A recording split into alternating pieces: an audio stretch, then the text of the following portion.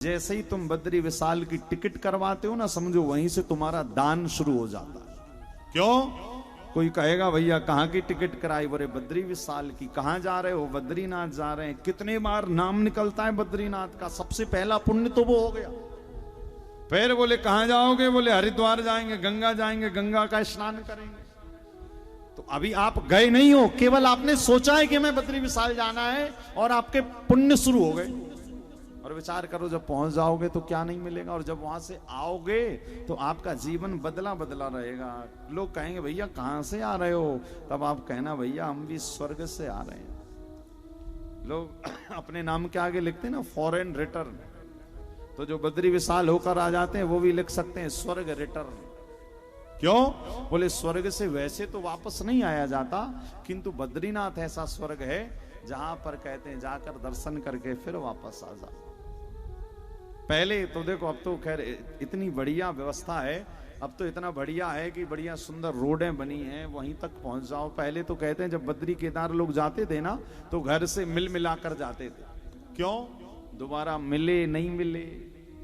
अब तो इतनी बढ़िया व्यवस्थाएं हैं महाराज, गाड़ी सीधे आश्रमों तक। हमारी 2023-22 में कथा हुई थी बद्री विशाल जी में।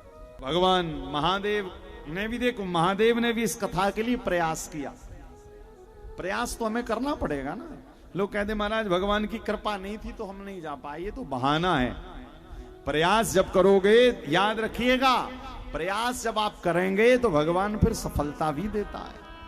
अब हम प्रयास ही नहीं करेंगे। घर के आपके सामने थाली आ गई है 56 भोग की सजी, अब तुम जब तक रोटी तोड़ोगे नहीं तो मुंह में जाएगी कैसे भाई? और देखो, और कोई रोटी तोड़कर खिलाने लगे तो क्या कहते हैं, अच्छा बीमार है क्या जो तुम खिला रहे हो?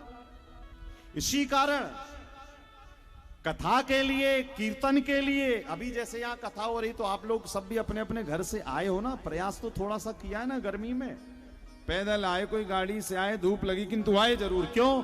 बोले प्रयास करेंगे यहां तक पहुंचेंगे तभी तो ठाकुर जी मिलेंगे। तो महादेव ने भी देखो लिखा हुआ है प्रयास किया। क्या प्रयास किया? बोले वो जो कथा सुनकर जा रहा था सुखरूपी तोता, उसको पकड़ने का प्रयास किया। अब कथा आती है कि वो सुखरूपी तोता उड़ता हुआ कहां चला गया? बोले सम्याप्राश आश्रम है। अब सुनो, फिर से बद्रीनाथ की कथा आ रही है। व्यास जी कहां रहते हैं? सरस्वती नदी के तट, वहीं बद्रीनाथ में, वहीं बद्रीनाथ की कथा है। सम्याप्राश नाम का एक आश्रम में, सरस्वती नदी का तट है, व्यास जी का आश्रम बना हुआ है। और व्यास जी की पत्नी का नाम है अरणी। उन्होंने जमाई ली। अब जमाई ली तो जमाई के लिए मुंह खोला। अब जब मुंह खोला तो वो जो तोता उड़ता हुआ भोले बाबा के डर से भाग रहा था, वो उड़ता हुआ तोता सीधे व्यास जी की पत्नी अरणी के मुख से होता हुआ उनके गर्भ में चला गया। तोते ने सोचा इससे बढ़िया स्थान छिपने का कोई दूसरा नहीं। अब महादेव गए त्रिशूल बजाते हुए, डमरू बजाते हुए, हर हर महादेव।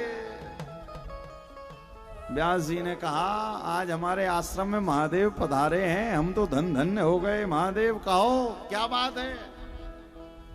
बोले बड़ा क्रोध आ रहा है। अच्छा क्या हुआ? बोले किसी ने हमारा धन चोरी कर लिया। अच्छा।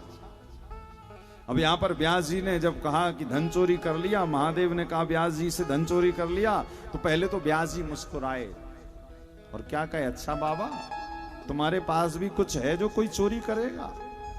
अरे सर्पों की माला तुम पहनते हो क्या? गले में सर्पों की माला तुम पहनते हो, शरीर में शमशान की विभूति लगाते हो और कह रहे हो धन चोरी होगी? तुम्हारे पास है ही क्या जो कोई चोरी करेगा? बोले अरे साधारण नहीं था, और जिसने भी सुना है मैं उसको मार कर ही रहूंगा, छोड़ूंगा नहीं।